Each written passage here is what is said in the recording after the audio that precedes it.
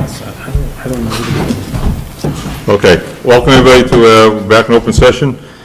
The first item is a public comment. Anybody want to come forward and say anything? Hearing nobody, okay, we'll go to approval of minutes from October 4th, 2017, regular session. So moved. Second. Any discussion? All in favor? Aye. Pat, you want to do the warrants? Yeah, I move to approve the warrants as printed in the agenda. Give me a second. Second. Any discussion? All in favor? Aye. All right, 7:15, can't do that yet.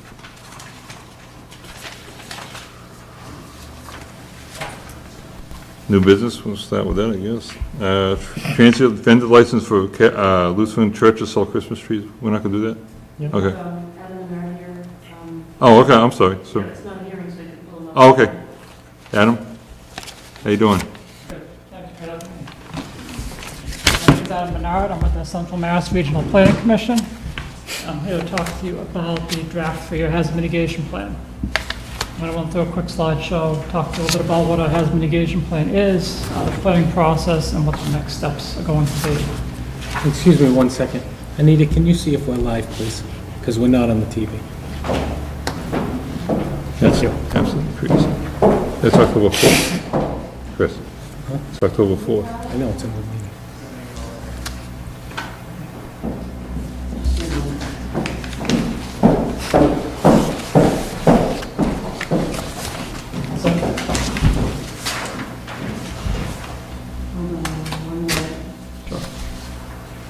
Okay, I think it's safe here. All right, Thank you. All right. good. The reason we're doing hazard mitigation plans, basically it's a federal requirement. It needs to be renewed every 5 years. You need to have this plan in order to be eligible for certain grants. Some of the disasters that we're trying to mitigate against, flooding, high winds, snowstorms, are all generally fairly common in this area, minus the earthquakes, landslides, which generally aren't so common in this area. But the flooding, which is a particular concern of West Boylston from our planning, we want to try to limit those areas as much as possible and prevent flooding from happening. Especially in the wake of the hurricanes that have occurred last month and a half, we want to try to prevent any probable disasters happening that might have impacted Texas, Florida, and Puerto Rico. This plan is it's not about terrorism or anything man-made. It's all about natural hazards. It's not a response plan. It's a plan on how to prevent things from happening. So hazard mitigation is just a fancy term for all things in the town can and does a lot to do to lessen the impact of natural hazards on buildings, people, and infrastructure and services. It includes regulations, zoning, structural measures, and retention basins, and new drain pipes, also educating the citizens and residents and business owners of the town, how they can help the town prevent hazards from occurring. The goal of hazard mitigation is to break the cycle. We want to try to prevent disasters happening, like in that picture shows flooded out housing. If we can build up the infrastructure that prevents this type of things from occurring, it'll be the benefit for everybody. These are the 4 techniques we've been using to plan the mitigation plan.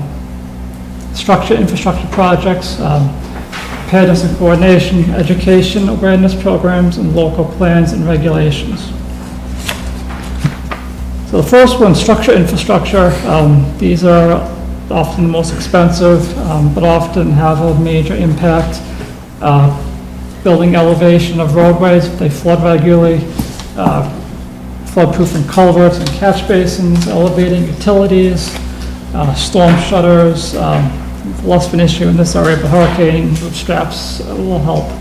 And the occurrence of a hurricane, and in some cases, relocation and acquisition of properties can help prevent the occurrence of a disaster.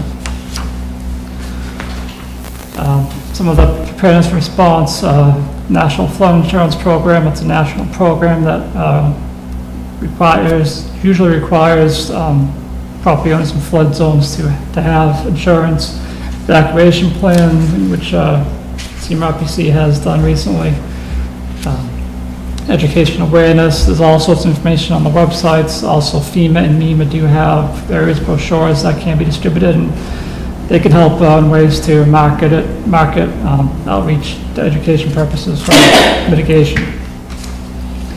And of course, local plans, regulations, planning and zoning, building codes, stormwater bylaws, wetland bylaws, floodplain regulations. These are all things that can help reduce impact of disasters on properties.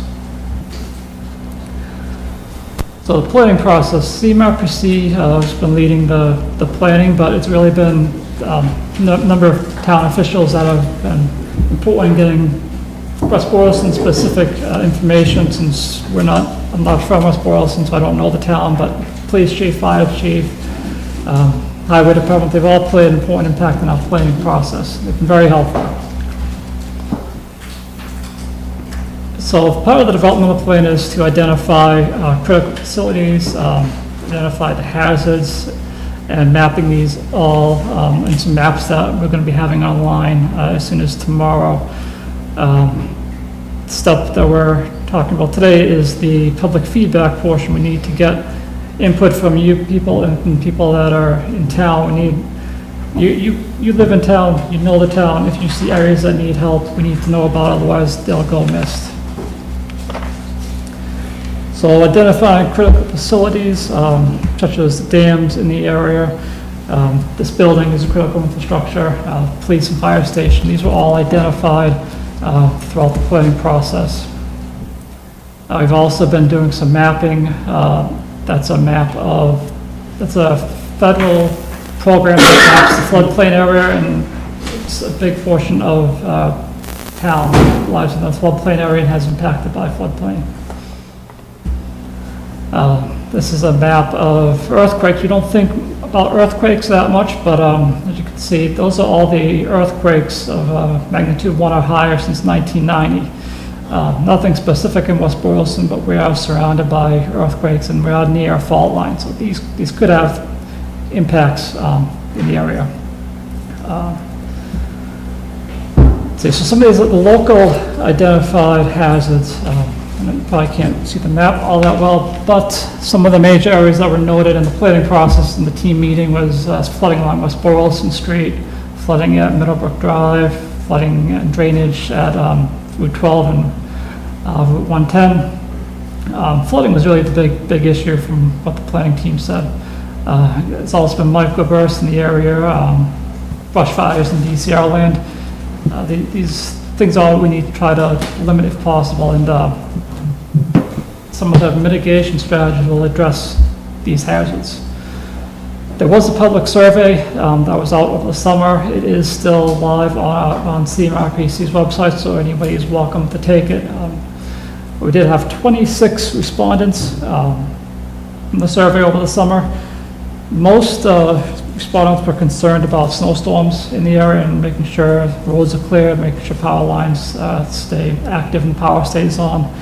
The majority of people in town felt the town was somewhat prepared for natural disasters. 76% of the town thought we were fairly well prepared, so that's a good thing.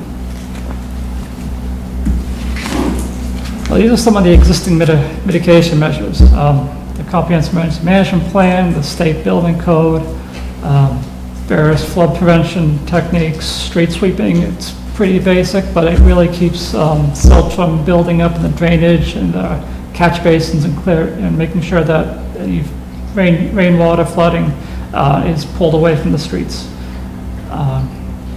Dam failures, you only have a handful of dams in town, and they're all in pretty good shape from what we've been able to find out. Another basic but very important program is a tree trimming program. It's just a matter of going around every year with utilities, making sure that they're away from power lines, so when a major snowstorm does hit, hopefully power doesn't go down, or if it does go down, they can fix it pretty easily. So where are the gaps in some of the priorities? These are some of the mitigation measures the team put together over the past couple months, and mostly aimed at trying to prevent flooding, upgrading culverts, trying to address the drainage and flooding problems along Route 12 and 110. Gates Brook is a problem, West Boylston Street, that tends to flood pretty regularly, as well as maintaining the tree trimming program and cleaning catch basins. Also, your open space and recreation plan expired recently. That's recommended to be updated at some point as well. So the next steps of the plan is once I hear feedback from all of you, from the town, collect all the survey results, I'm going to be sending off the draft to MEMA, who is going to review everything. Probably take at least a month. If MEMA approves it, it goes off to FEMA. FEMA will likely be delayed, unfortunately, due to the hurricanes. From what I've been told, they're pretty swamped. But once FEMA approves it, I'll come back here, ask for you to adopt the plan. I'll make sure you agree with everything, and it'll be formally approved by FEMA. And this is good for 5 years. So once the plan is implemented, the idea is to establish an implementation group to try to implement some of the strategies, big things to try to go after some of the grant funding. There is money available for these types of strategies to mitigate the problem.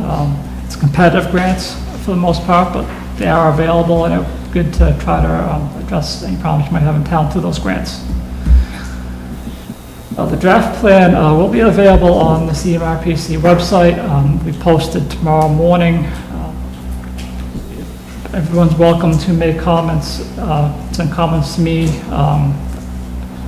any type of problem they might have. We read the draft. It's a long draft. The text is about 95 pages. A lot of information there, but it's important information. And it does address West Boylston's problems, concerns with hazards. That's all I have. Do you have any questions? What's the cost of it? Sorry? What's the cost? This plan is paid for through a grant from FEMA, so it's not costing the town anything. CMRPC got the grant. The only thing that costs the town is some time for the planning team. It was a match grant. So it just meant they spent some time, a few hours with us on it. And what about, like Route 12 and 110 is state roads, so how do we get involved in that? That would have to be worked out with Mass DOT. You can work with them to try to pull grant funding available. Unfortunately, it's state roads, so it's a little harder to try to get upgrades because they do control it. So you were saying the town has nothing to do, nothing to pay for it? Correct. $0? Just time. We would be responsible for, putting these projects forward. There would be, I assume some delta between the total project cost and what we might achieve for grants. So there may be some small amounts that we would have to assume responsibility for project costs. We don't know what these total project costs are until they've been engineered. Yeah. So, it's too premature at this point to know what each of these individual projects are. We're meeting, by putting this plan together, we're meeting our mandate to have this plan in place, and then we would be working with necessary authorities, including Mass DOT and the funding authorities, FEMA and MEMA, to see what assistance they can provide with us for engineering these projects and then funding these projects. So if we don't get enough funding, we don't have to do it? Is that my understanding? We're not obligated to do them, but FEMA and MEMA will be working with communities to try to at least take care of the higher priority items.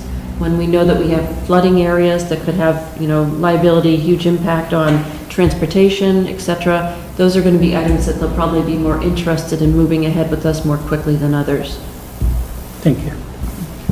So the only thing we have to do is the plan, Yes. Yes. from Correct. whatever the plan tells us. Anything recommended, all the strategies, it's up to you if you decide to do anything or not. Well, You if we just can have afford to it. have the plan. If the cost, depending on the cost, I don't think it's as much as if we want to do it or not. And we don't get into cost specifics for the projects. We rank them high, low, medium, but that's just, So if we put the plan together and it says something needs to be done, then we would have to pay from there on. All they pay for is the plan, Correct, to help us set the plan up. correct, And then we might be able to get some grants to do some of the work. correct.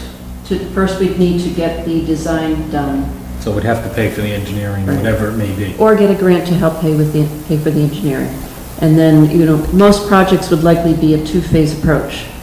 We'd get funding, move ahead with the design, and we'd get funding, move ahead with the project. So is the state mandating that we do this?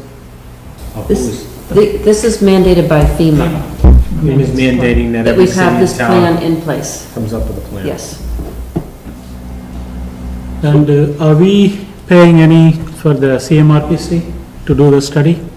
no, You it's charge- it's a match grant, so correct me if I'm wrong, it's just the staff that attended the previous 3 meetings, that's all you're paying for, is their hourly time. Right, we've been having to track the hours of any staff involved in working with Adam on this project. So quarterly, I have been submitting timesheets for every staff person involved. So it's our contribution to this match grant for the wages that we're already paying our staff that are associated with it.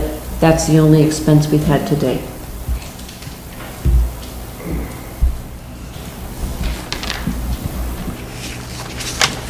So now the next step is we're gonna see a draft plan.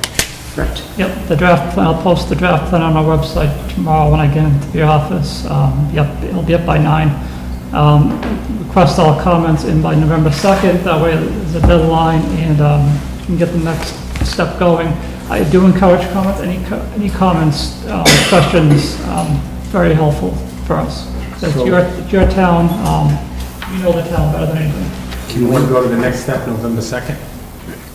I'll polish off the draft plan and have it submitted to NEMA, and they'll review it. If they're okay with it, it'll go to FEMA for their approval. If NEMA has some problems with it, I'll have to come back and make some changes, but it goes to NEMA, then hopefully to FEMA. And FEMA is backlogged because of the hurricanes, so it may take some time for the step after that, which is adoption of the plan. Can we put, or can you in your blog put that this is out there for comment and also put it on the webpage when you first log on, make it on the home screen, a link that says, Yeah, I'm not going to do it as a blog. We'll do it so that it's a full distribution list to everybody who's signed up for all the common okay, notifications. That way just it'll reach put more it out people. there. Okay. And then how about town committees and groups that need to see? Will that all be, that can give input? Are there any? Well, in that distribution, we'll be asking everyone to review the plan and to provide feedback back to Adam, any comments. So how about any committees that it needs to go in front of? It's already been in process of reviewing. In the process of having staff involvement, we've been reaching out to the necessary boards or committees that need to be part of the discussion. Anything else? That's where I was going. Thank you so much. Thank you. Appreciate it. Thank you. Thank you, Adam.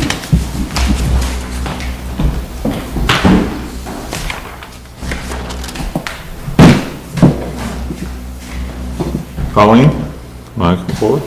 How you doing?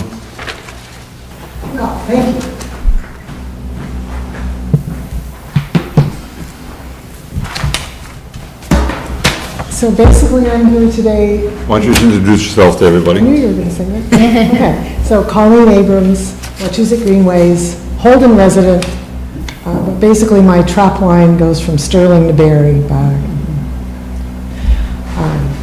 And that's for the Mass Central Rail Trail, which largely tonight is an opportunity to say thank you and that things are going very well.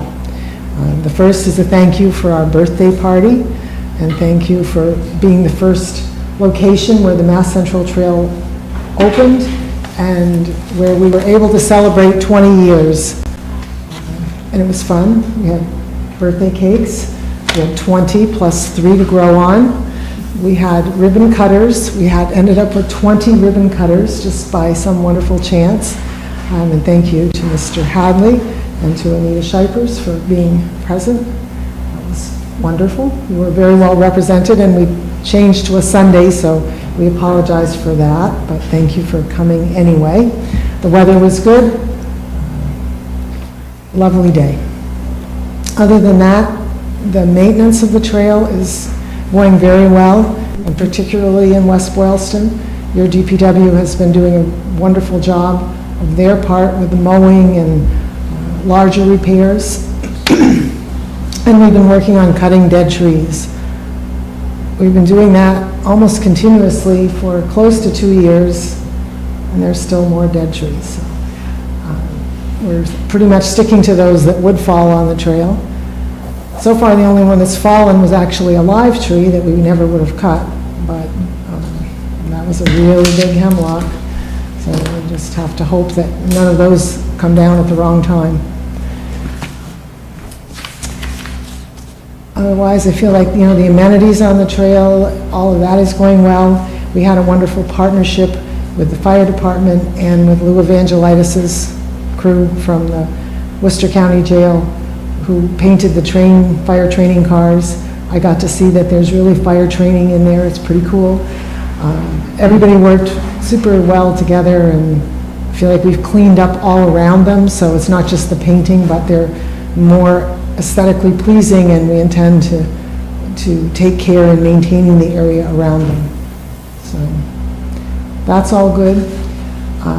We're continuing with trying to infill the missing places on the Mass Central between basically all the way from Choxet Road to Berry at the Ware River crossing.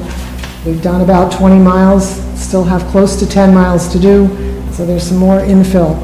And one of probably the most exciting and big project is the 140 Causeway Bridge, which we've been picking away with grants, which you have seen some of those grants or seen all of them, and have written or signed support letters for those grants, pretty much from DCR, either the partnership grants, matching grants, or recreational trails grants. So we're continuing on with that intention to eventually have a plan and carry it out to make that connection across the causeway. The next meeting there at the 140 future bridge crossing will be with your select board, no, sorry, you're sitting here and I'm looking at you, with your DPW director. And we continue on with discussions with the DCR, and we'll continue those with all the parties, including DOT, until we reach a final fruition of this project, we hope. That's largely my update. If you have any comments or questions or feedback, welcome that. Somebody did ask me, and ask forward to you, would you have any thoughts putting a food truck at the beginning of it so people could get water and coffee? Someone mentioned that to me too, and I tend to forget these things, so I had already forgotten about that. That would definitely be a DCR question because of the parking and all of that. When we do events, if it involves more than 25 people, if it's an organized event, then they have to okay it. If any part of that event connects to DCR land, which either they go across under I-190 and end up on DCR land, or they park on DCR land. So pretty much everything that happens engages DCR's agreement and approval. And I have to say that I think their policy of not encouraging large events on the rail trail has been in the best interest of the general public. That's a little bit of an aside, but I think it's been wisdom, because sometimes I would say, oh, we should have more big events, but I think we do one a year and that's it. I'm just curious, that didn't answer the question. You're right, that's what I said, I'm going in a circle. Well, because I think that might fall, and I guess in my mind, Consider that an event? I think that it could be in the same category of something commercial. So, okay, so let me be clearer. When we signed the memorandum of agreement with the DCR 20-some years ago, one of the clauses in it was that only Wachusett Greenways was permitted to do fundraising on the trail, which at the time I thought, well, that's like not fair. But their reasoning behind that is that would only be something that would be done to fundraise for the benefit of the trail itself. So I think they would potentially look at a food truck as being a commercial outside enterprise and might not be in favor of that. But Well- I'm speaking for them, and the conversation has never happened, so. I was thinking of maybe making them pay a fee to the rail trail for using it, or part of their sales, or something like that, towards using the rail trail, for being there. I think we should explore it and learn what the various entities think about it. Okay. So I don't So think the it's. parking lot is owned by the DCR? Definitely. So everything we do is a partnership. You know, it's just like there's no way to unpartner us to have this trail. Meaning, not just the DCR, but whether it's Fish and Wildlife or the private entities who granted free deeded easements. I'm not saying we never would pay for one. We would probably do whatever we could to try to connect this rail trail. But so far, they've all been donated very amazingly. Great. So, I don't know. I just think we'd all have to come to an agreement. But good ideas come up, and they should be considered and reviewed and thought about. Anybody else have anything? Thank you. Thank you so much. Appreciate it, Colleen. Have a great day. Just one last comment.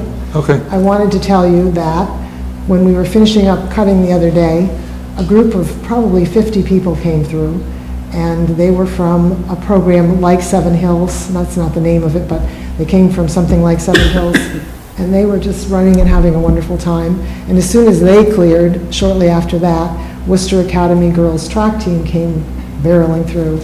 And so, and lots of families, and so That's just to great. say that especially the West Boylston section of trail is still the most popular of all, Great. for better or for worse. Thank you. Bye. Andrew? No, it's not yet. Not yet. Okay. Is he supposed to be here? Or are we just gonna do it? Do you feel comfortable appointing him without meeting him? Was he planning on coming? I don't want to do it if he was planning on coming, but I would put this off. Okay. All right. I have no problem. See. All right, new business, transient vendor license for Lutheran Church to sell Christmas trees November 18th until Christmas. So moved. Second? Any discussion? All in favor? Aye. Consider awarding surplus equipment. We have a list of,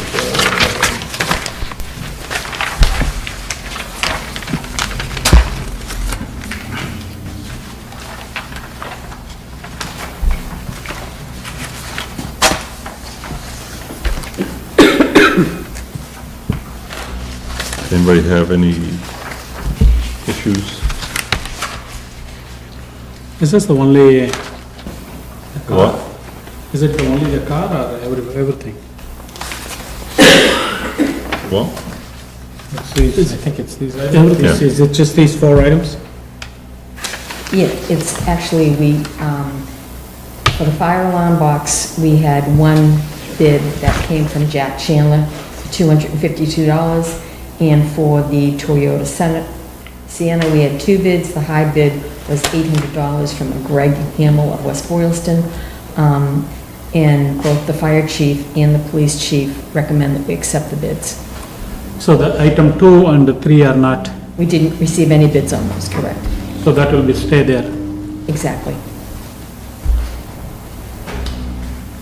So we just need a motion to award these 2 people. Please. So moved. Second. any discussion? All in favor? Aye.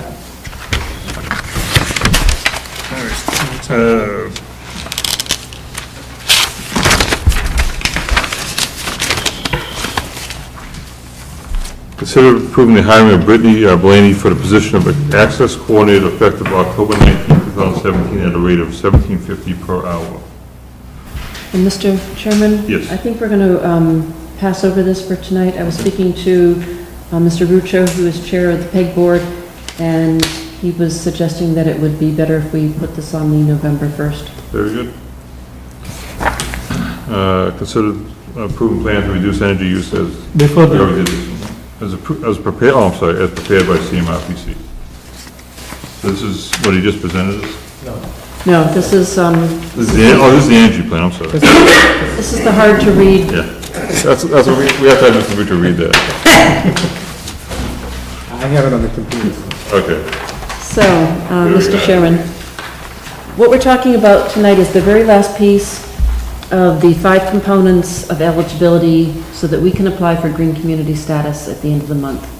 And what this is, it is a list of different energy efficiency projects that we will attempt to do over the 5-year period so that we can achieve a 20% energy usage savings between town buildings, vehicles, etc. So of all these projects that you see on this small print spreadsheet, the top third of the project is, are those ESCO items that have already been completed. So you'll see that the open items are in the larger boxes moving down, and it ranges a variety, they're all basically smaller projects with smaller price tags. They involve projects at both of the schools, at the library, at the DPW building, a few at the town hall, and some at the Shepherd Public Safety Building. These are all projects that we would be able to use that $140,000 of grant funds that we would get if we are designated a green community. So what I'm asking the board tonight is to approve this energy reduction plan. And once we achieve green community status, then we would start plugging away at doing these projects. The sense of prioritization on these would be that we would do the school-related projects first because they're a higher level of usage in those buildings. We'd probably get more bang for the buck to get those done faster. And then we would look to do the town hall, library, then DPW, saving the Shepherd building improvements for last, thinking that might be around the same time frame that we would be looking to do some renovations of the Shepherd building anyways. So I'm just asking the board to vote to adopt this energy reduction plan. So, Can I? My understanding on this, looking at this small letters. So if we have to do all this, the one which we need to complete, is it a $3 million? I don't have the broken out total, Raj.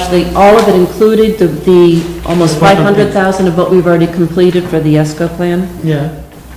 So if you see that net cost, so one column above the last column, so it looks like a 3 million. That includes all the project savings, which includes the almost 500,000. So this, whatever may be the thing, this may be all this 3 million or less, we will be getting it as a funding? If you look at these individual costs, for example, if you're looking at the West Boylston High School, the first project is a water cooler timer, $116. okay? Yeah. So then the next one is $8,130, $293. I think the most expensive project that we have yet to complete is, Well, no, you're reading, Can you? you're Yeah. reading though, the projected annual cost savings. Oh, excuse me. Electricity And saving. the next one says total installed, I can't So read the- this paper, I'm reading it on a spreadsheet you sent me. total installed cost. So the high school is approximately, we have a $80,000, we have a $9,179 project, we have a $300 project, a $2,175 project. The biggest cost for high school looks to be $113,000, and that is associated with LED light. the LED lighting upgrades. So these are all projects that we can put to use, that $140,000 that we'll be getting as an outright grant. So if you say so, on that line all the way down, it's $570,000 total cost. So that all of them are coming from a grant. Am I All of them correct? will be coming from the Green Communities grants. If- So we have the $140,000 to use to start the top level projects, which would be school-related projects. And then, as Mr. Barry explained at the presentation here and at town meeting, we would then annually apply for additional green community grants to finish off the rest of the projects. So, for that, for instance, the water heater pump motor and drive, it says projected annual cost savings would be $8,130. Then the next line says total installed cost, $9,001. Is that saying if we spend $9,178, we're gonna save $8,100 a year? Yes, that's what that says. That's what that's saying, but I can't believe it wasn't in the UNESCO project, if that was, That doesn't make any sense. that can't be the case. So, I mean, the next one says, you know, $293 annual savings, total installed cost $309. Correct. There's no way a refrigerator, Well, you can, if you got a 15-year-old refrigerator, you're gonna save $20 a month in, that's not 200. So I don't know, I'm just, This list was put together, we hired, well, we didn't hire, we were able to, as part of the program, they did the auditing for free. They're recognized energy auditing firms that we're allowed to use in the course of doing industrial grade audits for the purpose of putting together this plan. These plan components and the projected costs and the projected cost savings have been developed by those two firms, and that's in this document that was left in your office for review prior to tonight's meeting. So all of this information is coming from those two auditing firms. It's from Guardian, which is a DOER statewide recognized energy auditing firm, and it's from the auditing firm hired by the municipal light plant to do all the electrical upgrades or energy efficiency upgrades for the electricity side of the projects. so we have to assume that those are just wrong, those few I read. It could be a typo within the spreadsheet. Because as you go down the list, spend $113,000 and save $14,000. That's probably safe. Spend $4,700 and save $379, so when we do get to this, we don't have to, if we see we can save more money by doing something at the town hall or at the police station. Correct. Or at the DPW, we'll do that instead. Correct. As Mr. Berry said in his presentations, we're not bound to this. We can rearrange this in whatever format we want. The other thing is that as we go to each project, we'll be bidding that out, as we have to by law. So we will get accurate pricing on this before any project is done. And at that time, we will determine, the cost effectiveness of each project. Where if we determine not to do a project and we decide we'd rather achieve our savings somewhere else, we have total flexibility to do that. But we need to submit an energy reduction plan along with the other components to meet those 5 eligibility requirements. So right now, this is just a plan, doesn't cost us anything, it's Doesn't just cost us telling them that we anything. have the plan in place. Correct. everyone have a motion? I'll make a motion to adopt the energy reduction plan. A second. Any other discussion? All in favor? Aye. All right. You Andrew? Come on in. Come on up. Either one. Either one. I use the other one. I want you to introduce yourself and just tell us what you're here for. Andrew Phelan, moved into town, probably 99. Moved down for a little while, moved back, want to get involved, and noticed there was an opening on the ZBA for an associate member, so I applied. Used to be on the economic development task force. Right. Yeah. A while ago. Yeah. And then there's something else, was it two committees? I was looking at the cable commission as well, if there was an opening. Is there an option? Cable TV Advisory Committee, I don't know what that There is. is an opening, we just recently went in for an opening. Is that the pegboard? Oh, okay. Actually, no, you were No, that was- looking at the cable advisory. Yeah, cable for- advisory. For license renewals, yeah. And that meets every, And we, Whatever. that was assigned number from the, Okay. so this is an associate member? this is an The associate member ZBA? of the ZBA. You understand? And we did put forward his name for consideration to the chairman, David Femia, who's here tonight, and he recommends going ahead with the appointment. So moved. Second. Is there any discussion? Hello. Can you tell me why you're qualified to work on the ZBA? What kind of background do you have or do you have any in that area, or is it an interest of yours? It's an interest of mine. I've been to a number of zoning board meetings, back when I was here before. I've always been interested in the zoning rules and bylaws of the town and how that is all laid out to sort of maximize economic development as part of the work I was doing on that EDF. So you've been back since '99? No, I moved here in '99, and then wife and I split up, moved to Boston, got remarried, bought the house from my ex, moved back in 2014. Okay. So why now is the time to get involved? So I've been doing volunteer work at the library. I've got a flexible schedule now with my job, and so I've got some spare time and thought I would apply more of it to the town. Okay, thank you. Anybody else? Thank you. A motion second. All in favor? Aye. Thank you, Andrew, appreciate it. Thank you a Welcome lot. back. Thank you. Appreciate it. So Andrew, we'll just have to get you sworn in by the town clerk. Thank you. All right, consider amending celebration committee membership. So this came about because we had received some interest in revamping the Scarecrow celebration this October. And the resident group that was trying to put this together was looking to see if they could partner with an existing board or committee to do this, because some of the activities associated with that included fundraising,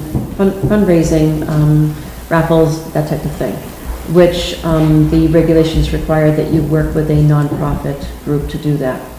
So they ran into some roadblocks and were not able to pull off the October celebration this year. So they asked, is there a way to establish a new committee moving forward that they could do this work? And the thought was, rather than establish a new committee, it seems to tie in perfectly with the existing celebrations committee, which currently only focuses on the Memorial Day celebrations. The charge of the celebrations committee allows for other celebrations to be part of their responsibility or their role. But currently it's only 3 members and they are very focused on the Memorial Day. The thought was to give consideration to expanding the number of members of the celebrations committee to allow those new members to take on some of these other activities in town.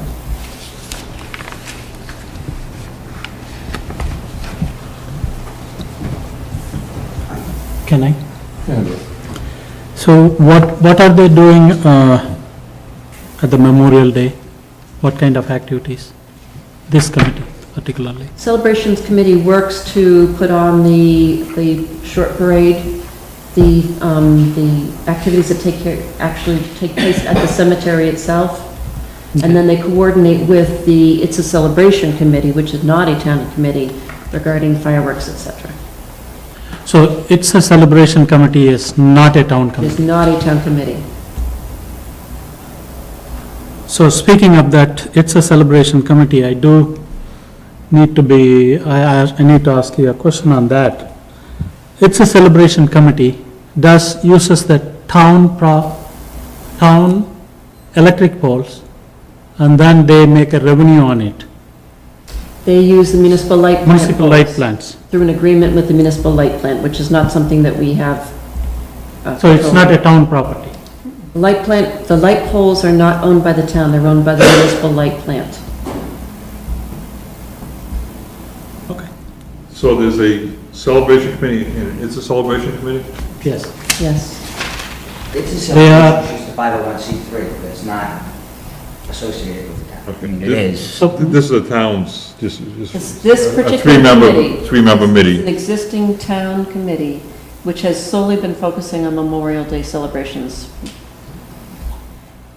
Have we talked to the celebrations committee? What Not of the yet. 3 I wanted members? to find out whether this board was even interested in the expansion of this type. I mean, obviously, I don't expect any decisions tonight, because we would need to give consideration in terms of what the appropriate number of additional members would be, how would we, formally modify the charge. If we need to, we may feel that the existing language is adequate. So this is to take the temperature of the board, so to speak, to see if there is interest in expanding this committee. To see what else they'd want to do, like the Halloween thing and, And there may be other things Might be that, some- West Boylston Day or, you know, Right. whatever. And I just want to make sure that people understand it's separate from the It's Celebration group, because that's a private group, as Mr. Crowley was just saying, so Correct. there's So does, totally different. is there a, I mean, I'm assuming, I'm pretty sure there's a revolving fund right now for the celebrations committee? I do not know what the balance of it is. It's nominal. It's probably close to zero? Yeah. Because the majority, To say, my understanding is the majority of the fundraising that happens for the Memorial Day Parade happens through the It's a Celebration Committee, not through the Celebrations Committee. right, because the It's a Celebrations Committee handles the fireworks, which is the larger expense. Where the funding comes for the celebration committee? What kind of fundraise they do? Nancy, do you know details on what they've typically been getting? I do not know. This is So we'll the have to get that information for you. bandstand committee is connected with this anyway? No, There, it's it's separate. some of the same members, but it's not technically connected. Okay, and I do have another questions. If I understand correctly, they do want to do like, it started all because of the scarecrow contest. Correct. So we do have recently hired an part-time parks, Rex Recreation director, correct. So do you think that will, no? two different things. Why, I don't think the It won't rec clash? director had anything to do with the scarecrow or the things in those events. The only thing that they were talking about is the Easter egg hunt. That's the only thing that used to be done for the rec director. so maybe they have to I don't focus think- on which she is not doing, which they want to do? Yeah. The reason I'm asking is, the last time when we talked about the salary, to cover the salary of the rec director, she need to bring in the programs, whatever she try to generate the funds, it goes for the It's salary. a self-funding program, Yeah, correct. so if we start this one, so it may be a split in the revenue or the funds. I would just say, I don't think that a West Boylston Day or a scarecrow contest or anything would be, Generating a tons of money. the rec director would ever have anything to do with that. I don't think that's considered It's not the type recreation. of program that the Parks Commission has been involved in the past. It's not on their property, it's not, yeah, it's, I nothing. think, it's a good idea to put some more members or Oh, I think restart this committee. I think relooking at this and expanding it, and maybe, putting some groups, committees together, I think one thing that would have to be taken out is it says that it's other celebrations as deemed by the Board of Selectmen. Why should we have a committee and we should say, we think you should have this celebration? Like, I think that could be taken out, and I think they could bring up ways and maybe fundraise. I don't I know. think that was put in as a safety net, so that, they would come up with ideas, they would make proposals, the Board of Selectmen would say, yes, we feel that that's appropriate. I mean, we could relook at that all, but I just think, and then I think one of the other reasons why this current new group was looking at it is, if it's a town committee and a town group, it would be covered under the town insurance if they Correct. have events. Yes, If it was an outside group coming in, they would have to prove correct. insurance to the town. So that's why I'm all for expanding this committee. And I think the Memorial Day can be one of their, celebrations and one of their events that they have every year. But we can expand that to many other things. So I think we should get the other members of the celebration committee in on this and bring it to a future meeting, How often they meet at this time? Not at that. just The as existing needed. group Yeah. only is needed to prepare for the Memorial Day celebrations. Do they actually meet under the heading of the celebrations committee, or are they meeting at the Legion and when they're talking the budget for the Memorial Day, they're not talking the celebrations committee budget, they're talking about the It's fundraising they do. specific for Memorial Day. But the vast majority, probably all of the funds come from the It's a Celebration Committee, so I think this is almost a stagnant committee as it's constituted right now.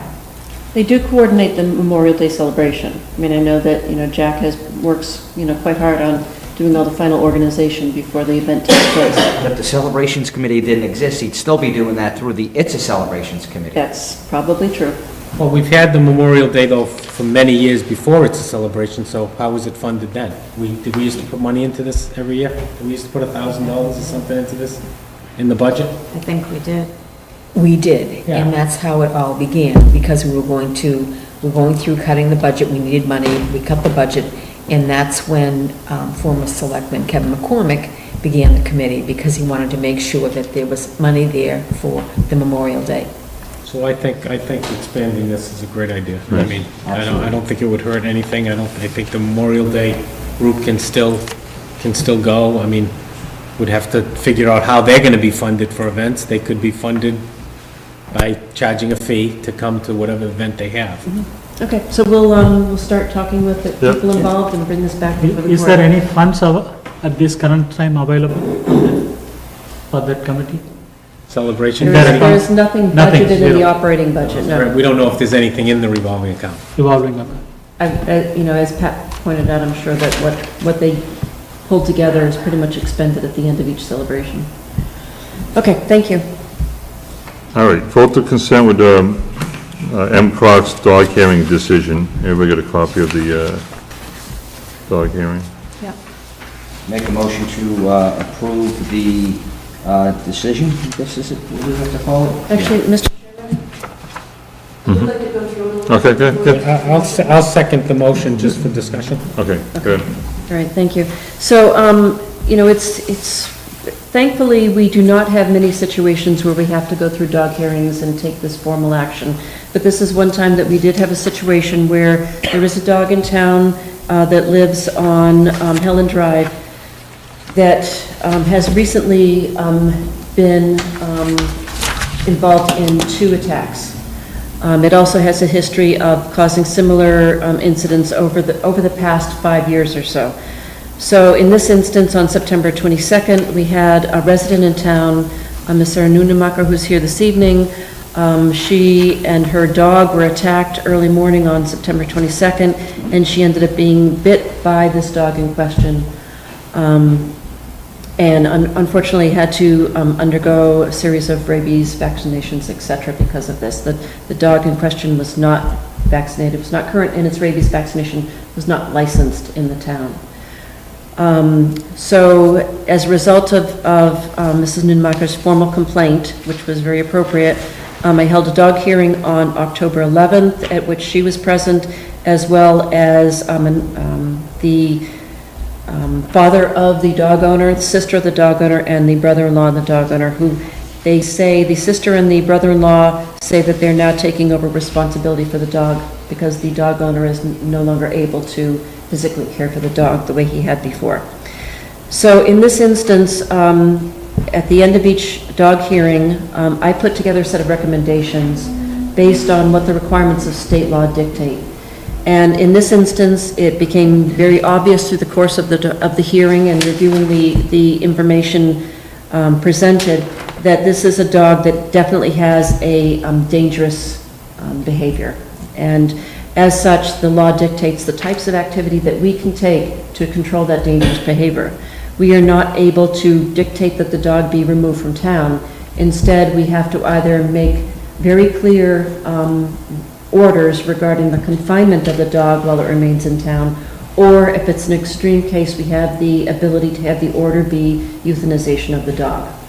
So the order that I started putting together was a draft, which I had sent you an earlier version of that a few days ago.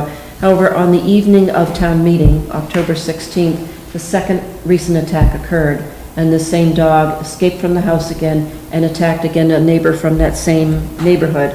So as a result, I reached out to town council and to the regional animal control officer from the Rutland region, Laura Pease, and said, in this situation, what is the appropriate order that would go along with this? And based on the feedback that was provided to me from both of those sources, what you see before you tonight is a much stronger order. And it dictates, and I'll briefly go through the details of that in a second, but it dictates very strict confinement of the dog, muzzling of the dog, required insurance be placed on the home so that if any event occurs in the future, the individuals impacted can be guaranteed that there would be money to pay for costs incurred. of any damage to themselves, their pets, or their property. So this is stronger than that original version that you read, and I just wanted to point that out to you so that you'd understand. I'd like to just quickly go through the brief summary of what this would involve in terms of the confinement order. So what this would include is that the dog must be vaccinated for rabies and hold a current dog license, and this has to be completed by October 20th. And immediately, I'm just curious, has that been done?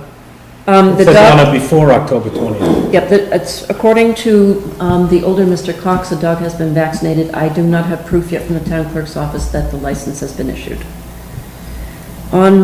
Immediately, upon approval of this order, the dog would need to be controlled by a basket muzzle anytime it's outside of the house. And this would be one of the confinement measures, that the dog would have to be muzzled, and it would have to be on a short 3-foot leash controlled by a capable adult. More specifically, in terms of outdoor confinement, when not on a leash, the dog would have to be kept in a securely enclosed pen, and the recommendation of the animal control officer is that this pen should be extremely secure, and that it should be a fenced area no smaller than 12 by 12. It has to have a solid or a fenced top which is securely attached to the sides of the pen to prevent the dog from jumping out. In addition, it either has to have a solid floor or it has to have a fenced floor which is attached to the sides of the fencing to ensure that the dog does not dig his way out of the pen. The flooring material has to be covered to prevent damage to the dog's paws. It also would require that each exterior gate leading to or from the pen would have to have an additional small containment area with a self-closing gate, so that if the dog escapes through the pen, there is at least a small area in which the dog owner can capture the dog before it goes out freely. And all gates to the pen would need to be securely locked with padlocks. Just number 4, instead of leash, it needs to be leash. The first sentence. If not controlled by leash, okay, yep, thank you. And the development of this pen, they would have 4 weeks to install this fenced pen run. Within 1 week of this decision, all exterior of the doors of the home should be retrofitted to have self-closing hinges. One of the problems that we had with this dog was the dog had figured out how to open up some of the exterior doors and was able to escape from the house itself. So the self-closing hinges are important, and it was recommended that the door also have a simple chain lock system to ensure that the doors are securely locked, so if the dog learns how to open the door itself, the simple chain lock would prevent him from opening it. Within 4 weeks of the decision, each exterior door should be fitted with a small fenced containment area as well, similar to those that would be on each gate of the pen. And immediately, and until such time the pen is established, the dog would be required to wear the basket muzzle at all times, even while inside the home. And a basket muzzle is designed in such a way so the dog can breathe easily, can drink water, and can eat food while wearing the basket muzzle. So it's not harmful to the dog. The homeowner would be required to maintain insurance of $100,000 and provide proof of that insurance. The dog would have to be placed into a training program with a trainer that has experience dealing with dogs with behavioral issues. And very specifically, there can be no future incident of the dog escaping the house or attacking or biting an individual or another animal. Any violation of this order would be grounds for the town to petition the court to take custody of the dog pending a new hearing. And the recommendation at that point would be that if they're unable to contain the dog within these very severe restrictions, at the next point, the option would be to recommend that the dog be euthanized. So I'm asking that the Board of Selectmen approve this very strict confinement order. So at your hearing last week, I think it was? October 11th. Yeah. Since then, it bit someone else? It did not bite the person, but it did attack the someone person. else. So is that going to be, this is going to cover that? You're not going to This have would another cover hearing? that. I checked with town council and with the regional animal control officer. Because this formal order had not gone into effect, I can't count that as a violation. Now, did you go over some of these items at your hearing? Or you didn't have any? You've had no discussion with them about this? No, I have, with the dog owners. Yeah. I met with Mr. Cox this morning. Do they agree with? He did not object, and he's not here tonight to object. When I made the motion, I wasn't aware of the second incident. You have a dog here, a hearing on the 11th because your dog bit someone, and 5 days later, the dog gets out again.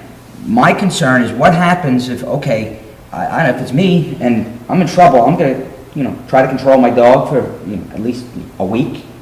What happens if this dog gets out tomorrow? We send this out, this dog gets out tomorrow, we have another dog here, and we may not be back here for another 2 to 3 weeks. Like what? That's the mechanism, once this is approved tonight, the mechanism that's in place is that if the dog is found to be outside of the home and wandering or has attacked someone else, the police can immediately step in and seize the dog and put it into confinement in a kennel, pending the hearing, so that that removes the danger from the public. That was my concern, okay. Or if we get a complaint that the dog has attacked someone, but is back in the home, at that point, we immediately go to the Worcester Court and request their permission to seize the dog from the house and put it into confinement.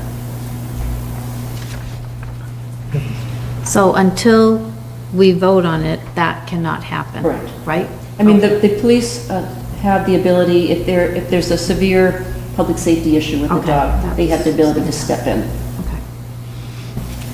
Who will be monitoring that? Is the animal control officer? The animal control officer. So There's a provision within this that allows the animal control officer to go into the home to inspect, to make sure that all the provisions are being How adhered. often you will be, is this going to be an extra cost for the town? How often he has to go visit the dog? Or only if he gets the complaint? He would need to go to the house to visit to make sure that the necessary confinement improvements are made. That would be a visit. And from there on in, it would only be if complaints are made. So my follow-up question is, if the dog attacks or bites somebody, since they came in and we are signing this, does the town liable if they go to the court? No, we are not liable. It is the dog owner that's liable. We are following the dictates that are established by state law in terms of how we handle dog complaints.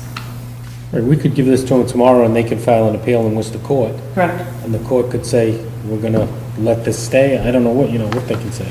So we are not liable, is that right? We are not liable as long as we are doing our due diligence to properly process this and to make appropriate recommendations based on the situation at hand. But in this case, the dog did bite the second time. No, it did not bite the second time. It made an attack. The individual was strong enough It did to push the dog away. It could have bitten. It could have bitten him, but the dog did not. And according to town council and the regional animal control officer, because this order was not in place, it cannot be considered a violation of this order, but it was the rationale for making this order be much stronger than my original version, which you previously saw a few days ago. Okay, thank you. Well, I think the whole point is to make the streets safe for the residents.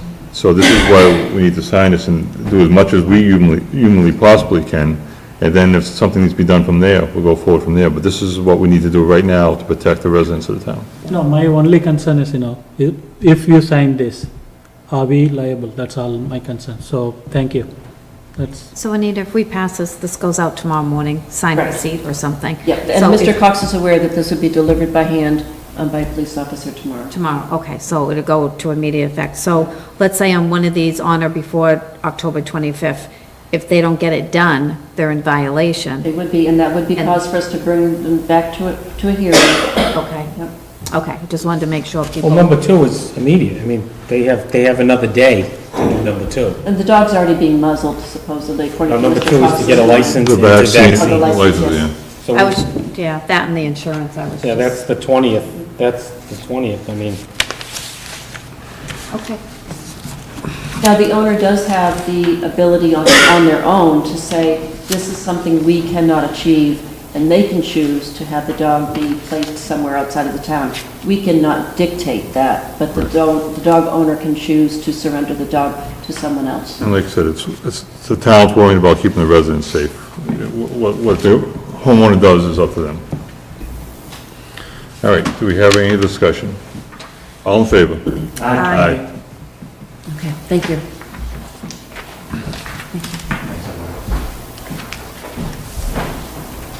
All right. Approved stipend for assistant town clerk. So I had been in discussion with the chairman regarding additional compensation to the town clerk, the assistant town clerk. She has since July 18th been on her own in that office trying to accomplish the duties that's typically manned by a two-person in that office. And there has been a past precedent of providing her additional compensation in these situations. Unfortunately, when looking at the details of the past situations, I couldn't find any rationale for the dollar amount that was determined to be appropriate for the stipend she received in the past. So I looked at it in terms of, something that could be credibly justified. And so I looked at it in terms of what she would have been paid if she were the town clerk, the rate of pay she would have been getting, and the difference between what she's currently being paid, and put it against the number of hours that she's worked on her own during that period since July 18th, and then added a small additional amount to that. And that's where I came up with the $1,750. So I'm asking the board to approve that additional compensation to her. So moved. Second? No, I'm just, what's the 1,000? I don't see anything in the agenda. There's a sheet there Is that that a shows one-time? It's a one-time, and it goes through October 30th. And depending on the timing of the final decisions made on the town clerk hiring, I may be coming back to you for some smaller additional amount, but this will go through October 30th. So this is July 18th through October 30th, 31st. 31st? the end of the month, correct. So do you think you will hire a town clerk or make a decision before October 31st? No, right? No, there is no way that I will have a decision made on the town clerk before October So 31st. if it is not, it will continue the same pay rate. Yes, and I'll be back to you for consideration of additional compensation, depending on what the date of that is. Mr. Chairman, does this take into effect any of the days that, in the past, that she, long stretches of time that she was working alone? Is she getting Prior compensated? to July 18th, no. Is that something you could consider doing? I know she's been there alone, from what I understand, a fair amount of time. The other recent events were shorter periods of time, and under her job description, it's a requirement that she acts in the absence of the town clerk for those periods. The only reason why we're looking at additional compensation for this is that it was a unique situation for an extended period of time. Okay, thank you. And plus, you didn't have the town clerk to call and ask questions. She doesn't have that anymore. She's making the decision, so she should definitely get Correct. paid. Obviously, well-deserved. I just want to make sure no budget issues. There's money in the town. No, we have money in the budget to handle this. She actually deserves more than that, but that's all we have. Now, can we make the motion tonight to make it longer or until needed? I would just do it to this date, and then we can work on additional compensation once we know what the end date is. That's only, We'd be guessing at this point in terms of what That's only- additional It's only 10 compensation. days. that's only 10 more 12 days. 12 so- days. In the past, haven't we done it until needed or until somebody else has been hired?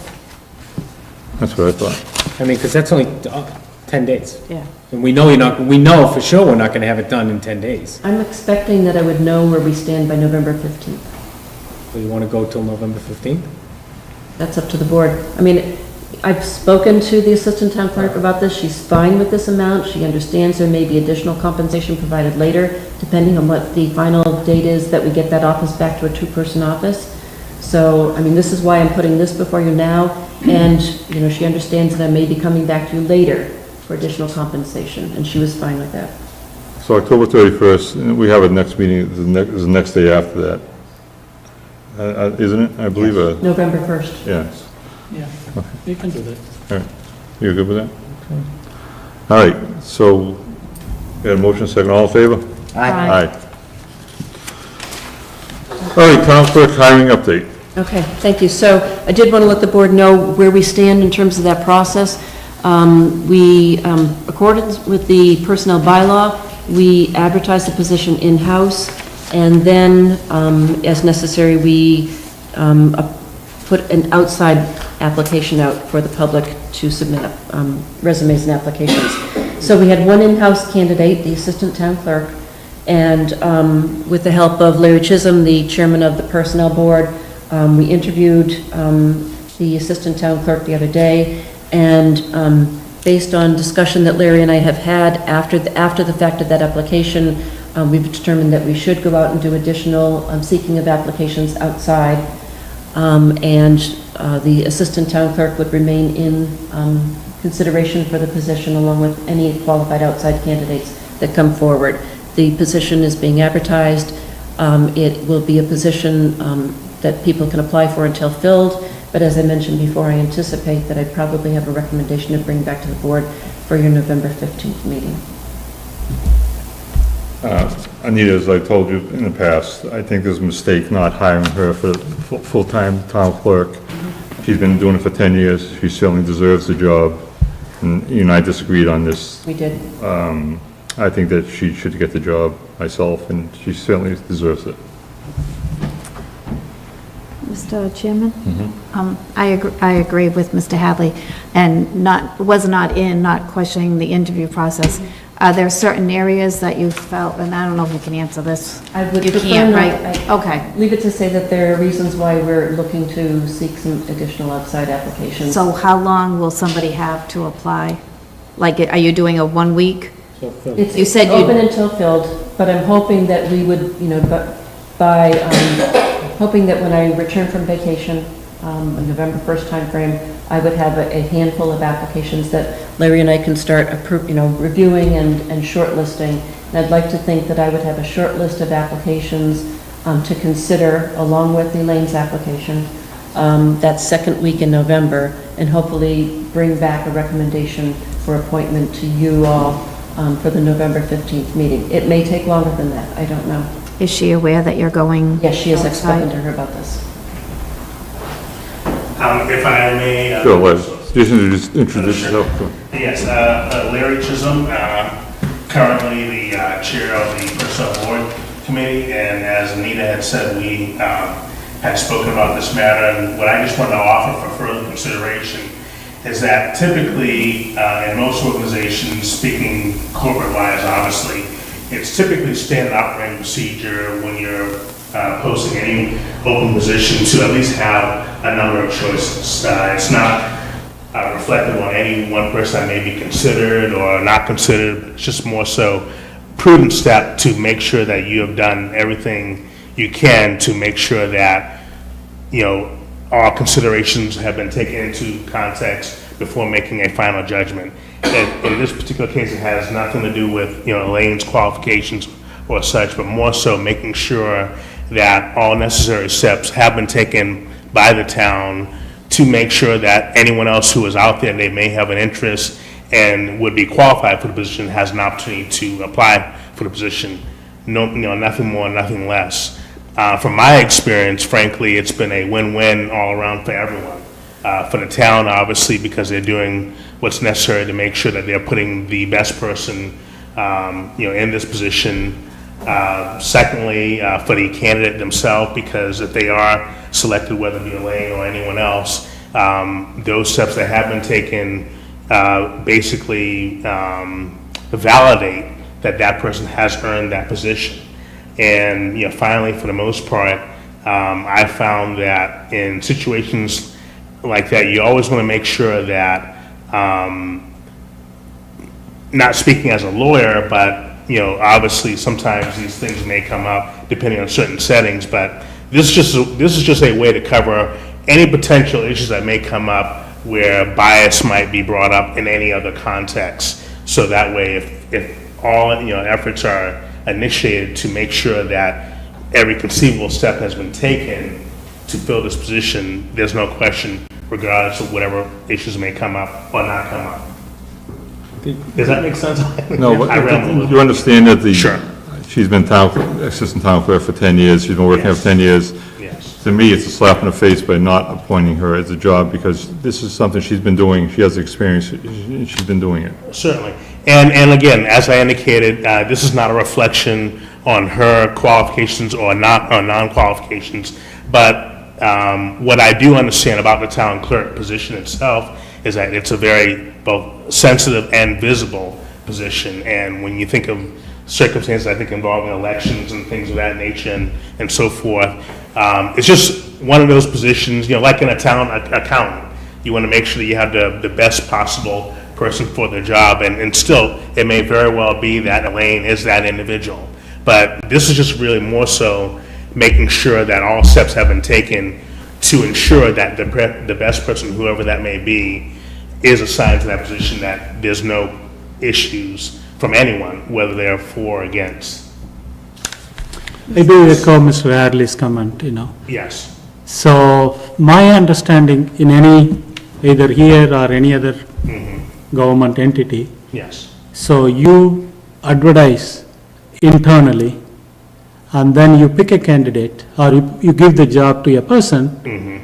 So only if none is available, you go out. Here you are saying, hey, there is one candidate, but I am going outside, trying to look for other candidate. Sure. It seems to me, you are saying this, she is not eligible or she is not qualified for this job. That's the reason I'm going outside. Right. Am I Actually, no, correct? I'm glad you asked that question, and in the context of making sure that you have enough choices, yes. In many companies, it is also standard procedure to advertise any open position internally, because obviously you want to make sure those individuals or employees within that company have an opportunity to vie for that position. Usually if there's an abundance of applications, then that's pretty much how far, where the search ends. So you have, more than a couple of choices, and depending on how the interviews go, you choose from that pool, and the position is never advertised externally because you've had, a number of positions. But in this particular case, we only had one. Yeah. How many assistant town clerk you can expect in a small town office? Right? Only one, right? Well, So who may be qualified to take up the job of a town clerk? You are not asking the town accountant to take up the town clerk job. I'm sorry. Town accountant may not be applying for it. Right, I just use that as an example, right. So you'll get only one town assistant town clerk. So you are not expecting like 10 people from the town to apply for this job. Of course, no, You are of saying, course, you need of a course. pool of candidate for this job. Right, of course, but I mean, there may be a number of people, again, I don't know all of the different departments that exist within the town, but there may be a number of people that may have had an interest, but because of past situations, it never became a possibility, but now a position is open. Oh, okay, well, I think I have the skills for that. Let me apply for it. It's put out there, but obviously, again, it's based on anyone that may be interested internally applying for it. But in this particular case, we only had one, which is obviously the current and existing assistant town clerk. Go ahead, Chris had a Oh, question. good, that's right. So, was it posted in-house first? Yes, It was posted in-house, we got one we applicant. got one applicant. And then from that, you decided the personnel board, or who decided to go out and post it after that? Larry and I discussed it and discussed the pros and cons and made the decision that it was be our due diligence to seek some additional applications so that we could be assured that we have the best candidate for the job. So the personnel board doesn't need to make this decision? It is not a personnel board decision. It's a town administrator decision in terms of bringing an appointment forward for concurrence by the board. Mr. Hadley? Yes. I understand, because I do a lot of hiring myself, but at the same time, the industry of which I work in, to have somebody as dedicated and doing it, and I will disagree that she hasn't been, maybe, she hasn't had the title, but there's been a lot of times she's been filling in over the years, maybe a month, maybe a week, due to other circumstances, that with that dedication and being what I have seen, and her dedication and living in town, I really think that that should be outweighed, and I'm one from helping to work with our residents to improve our town. And I think, I agree with the other gentleman, that when you do this, I can understand wanting another side, but if you've got somebody doing it, but she doesn't have the title, but she has filled in for many times. I think that's, you know, one of your strongest candidates. No, completely understandable, and that does carry a lot of weight, and frankly, if the search were to go out to external candidates, that would be an incredible advantage that Elaine would have among other candidates. So, again, not opposed or against, you know, that, but obviously acknowledging the validity of having both identifying with the community that you serve in, and of course, you know, having served in that position and stepped in as needed and so on. I mean, those are all credible elements that, you know, should and will be considered in the final decision on whomever gets that position.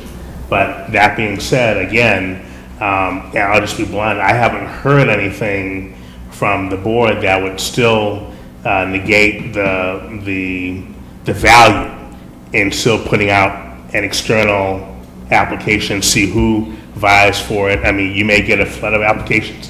Then again, like internally, you may not, but at least the step is taken.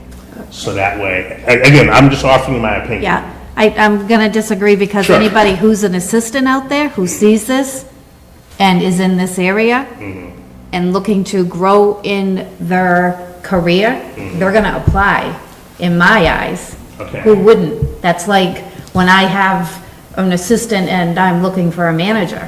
That's what happens. I get flooded with the applications. So I would be in shock.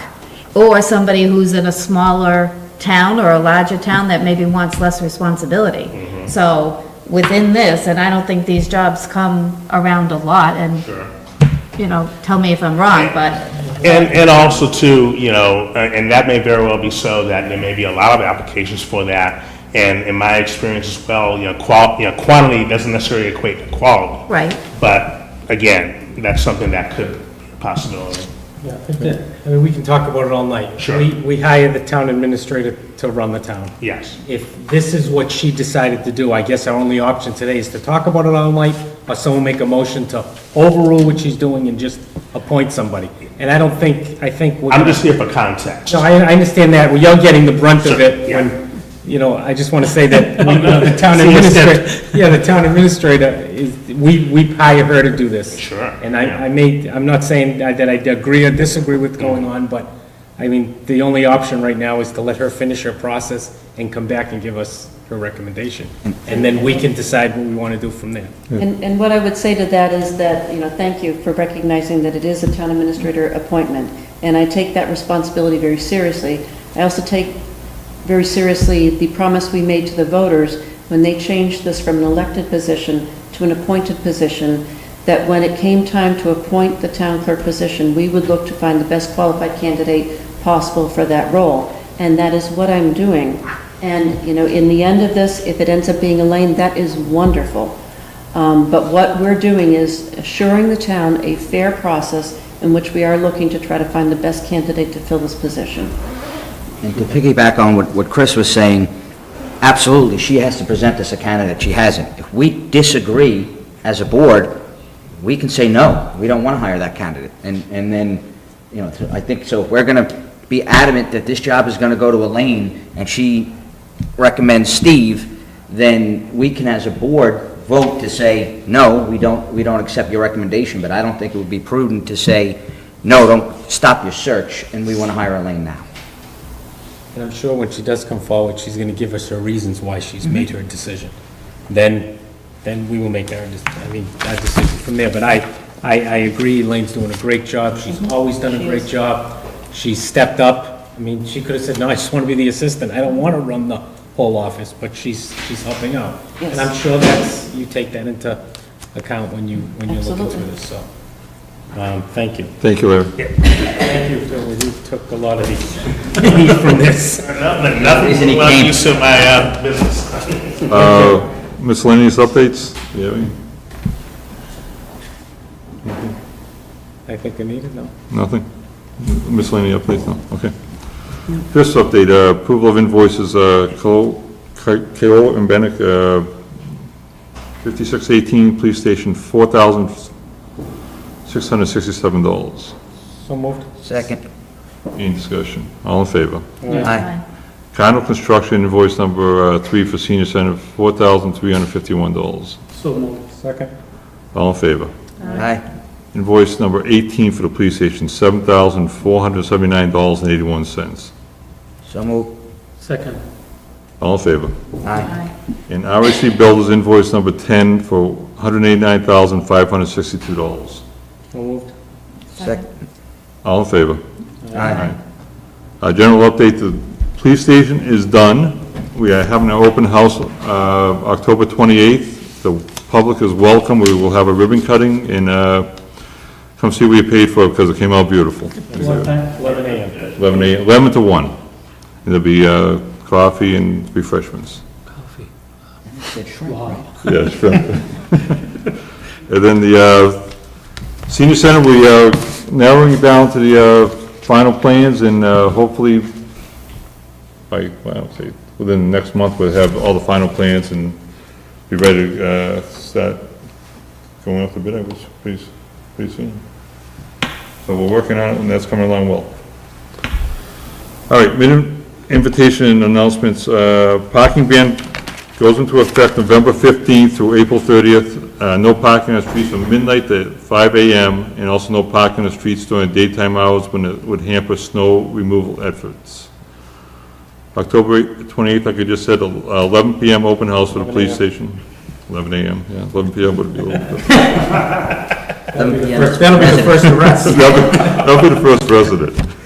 And November 8th, 6:30, special board meeting to sign permanent borrowing for town hall and police station. And do we have a building meeting that night also? Yes. Or is there? Right? Just meetings that, At 7 o'clock, and we have a special selectmen's meeting just before that to do the Like final quarter signing of seven the or- bond. just quarters, 5 minutes of, so it's only a few minutes. Isn't it? 7 o'clock is the building meeting, And correct? just 6:50? Yeah, 6:50. So that same night. November Has it already been 8th. Anybody posted? else wants to come? Okay. Future agenda, I don't know, Siobhan? Anita, next month, can we just get an update on Butch and the roads and where we stand, please? Sure. And to that point, Butch did let me know earlier this afternoon that the paving projects that we've identified, not the Newton Street drainage, that's underway, but the paving projects we identified, they're being delayed until starting next week because police were not able to find police details to cover the roadways. So that will be delayed to start until next week. But yes, we will have Butch back for an update. Thank you. Only thing I have, and you're gonna hear it monthly, is in relation to the parking ban. If there's a fire hydrant in front of your house, it's covered in snow, shovel it out. You're helping yourself, you're helping your neighbors, and it doesn't take long. Especially your elderly neighbors. Can I ask one question for the Thomas? Hi. So there are a couple of residents, asked me whether the DPW director can close down the Upper Newton Street until the construction is over. Because a lot of the plates are there and also, they think, the cars are with the dust and other things are. So they're asking that there be no through traffic during the, Yeah, all the time, not only during the construction. Is that, huh? I think he's saying something different. He's saying, what? Entirely, no traffic other than the residents. I think that's. All the time. that would That be would a be the call, DPW director. that I would don't be the think police chief who would be I don't think making we that can call. make Is it street- possible to do that? I don't Is think it we can make allowed? a street private. There are a couple of residents I think asked. what they're saying is asking it during the construction period until everything is done. Yes. Oh, you asking during construction? During construction, day or night, no through traffic. Well, during Other than- construction, it's closed. But During the day. residents can During the go. day. What about the night time? He's saying that. What about the night time? I think most people that go up, that live in that area or use it, avoid it. Like, I don't go there at all anymore since they started. That's what some of the Newton Street residents asked me. I don't know whether we can, I stop think the that, entire traffic through that street. I think it would mean, would he have a detail officer there 24 hours a day to You stop can it? put a barricade. Yeah, but then, Oh, if the residents can drive around, then anybody can. Agree. Yeah, so. I mean, the construction's I think it's gonna be over. halfway before we- over. Isn't, yeah, they might be It was a total project length of a month. A month. It's been 2 weeks. They Yeah, but started they a week started late, last week only. They started this, Before this. Okay, Why don't we put that on the November 1st agenda item? yeah, well, I don't, yeah. no, that's for the question Well, for I the think, yeah, I DPW. think Raj is right, they started a week late, so, Yeah. but like anybody who wants to drive it is, I don't know why you Good luck. want, I don't know why you want. Oh, there are not, a couple of residents asked me. Okay. Do you have anything else, Raj? No, nothing, thank you. Chris? I talked to the town administrator about the municipal calendar that we have in place, and not tonight, but I think she's already looking at maybe restructuring it, so maybe in the future we can look at that to make it a little more easier and adding more information. I mean, it was always going to be in place that anybody came into town, they could take this calendar and look through it and know what happens day-to-day running of the town, and so I just think I think you agreed that maybe it could be changed a little bit, just something in the future. Yeah, some of the changes we're talking about are breaking it up by department or service level, rather than it being combined the way it is right now. Right. Okay, just for the future, I know you're already looking at it, but thank you. I have nothing, so, Make a motion to adjourn? Second. all in favor? Aye. Thank you.